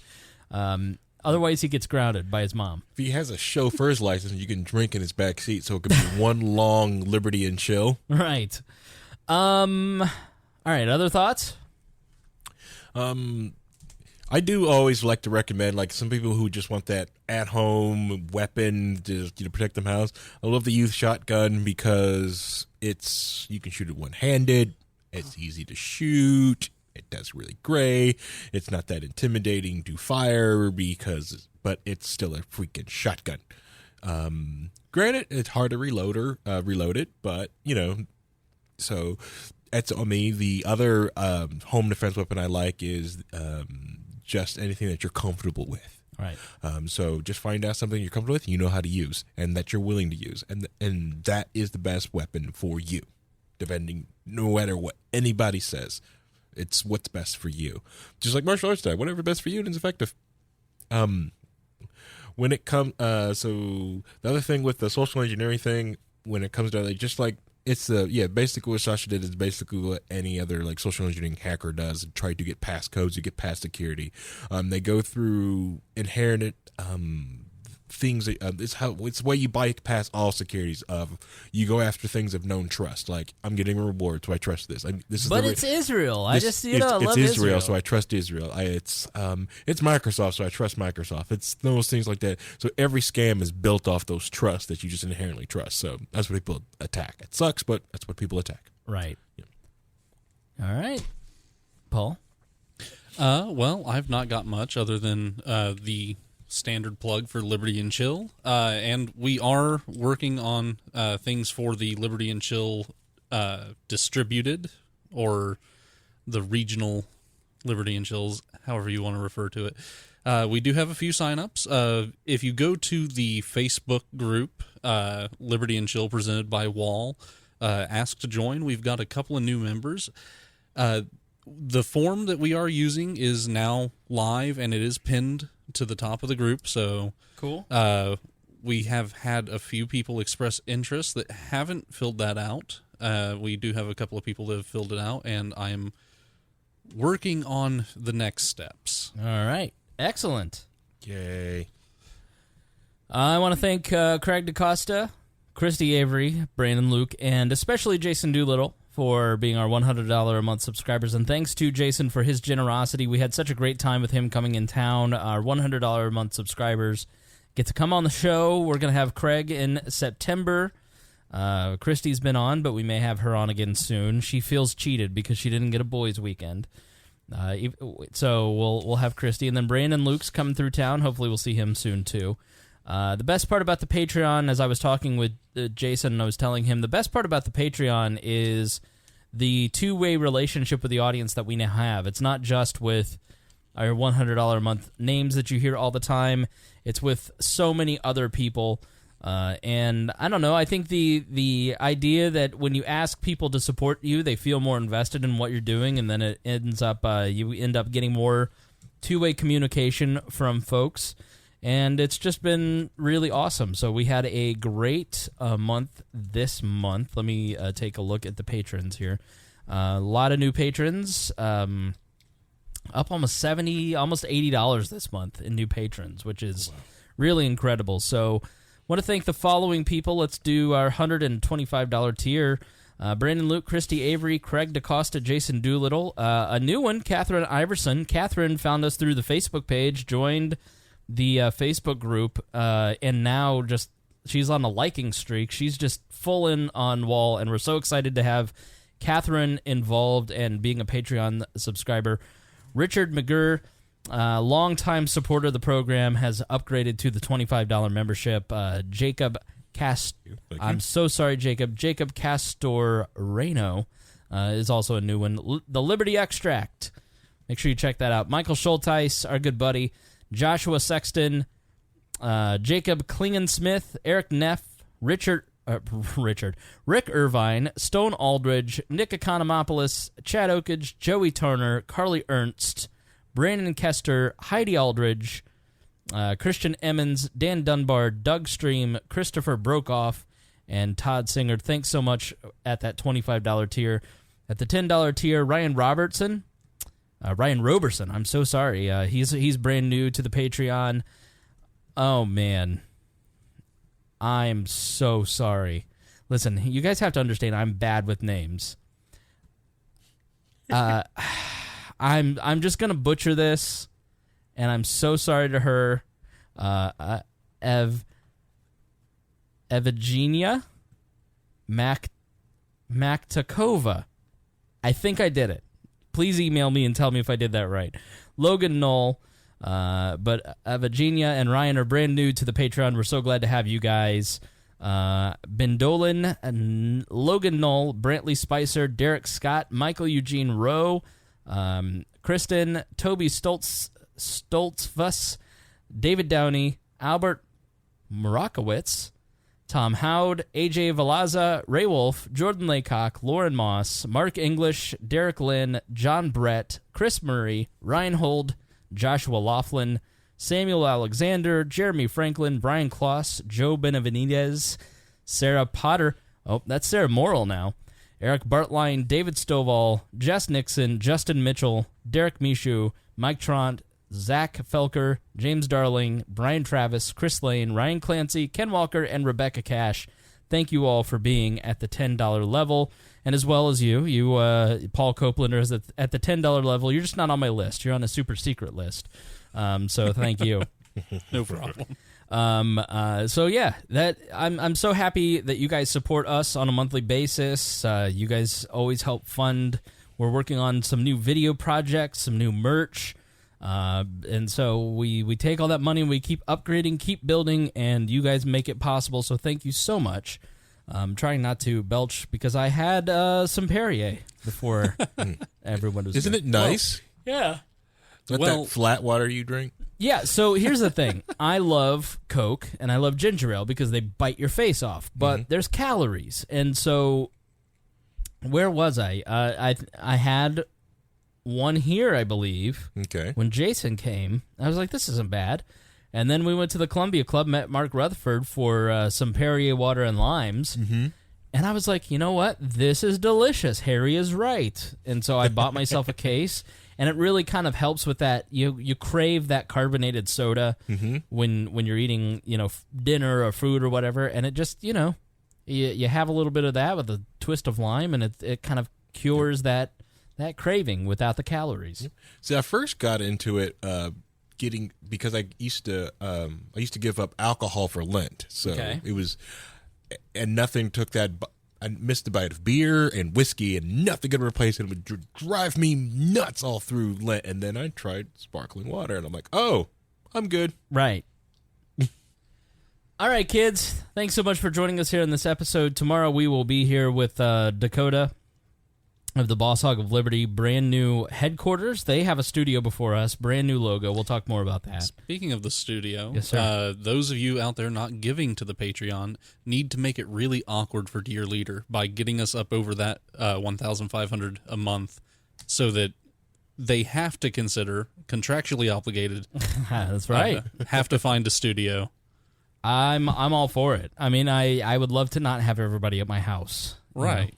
So yeah, it would definitely make it a lot easier to bring the ladies home. Yeah, well, it'd be nice to have it. Like, I had people over last night, and we ate awkwardly, and like we were eating fajitas, so it would have been so nice to have a table. I used to have dinner parties. It was great. What are you laughing at? Just everyone awkwardly arranged around your sitting room. Right. Eating fajitas, right? While trying to balance the plate on one hand, with it dripping everywhere, trying not to. Yeah, I mean, it was a mess. Pizza is a mess.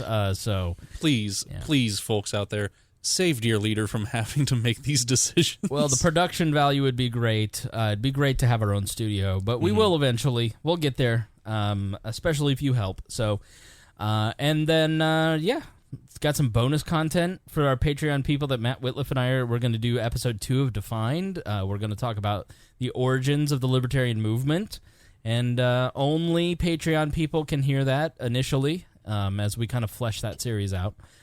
So you got to join. You got to get that bonus content. There was an extra 25 minutes of this show of Harry and I arguing that you didn't hear, and then all the bonus content that we do. So, all right, guys, thanks so much for joining us. We will see you tomorrow. Thank you for listening to this episode of We Are Libertarians. I'm amazed you made it to the very end, and I appreciate that. And that means that you were a true fan of We Are Libertarians, and any true fan of We Are Libertarians should listen to our other podcasts. We have a whole network of shows. We have the Chris Spangle Show, where I talk about many of my varied interests that aren't political, a lot of podcasting talk. If you're interested in getting involved in podcasting, the Brian Nichols Show.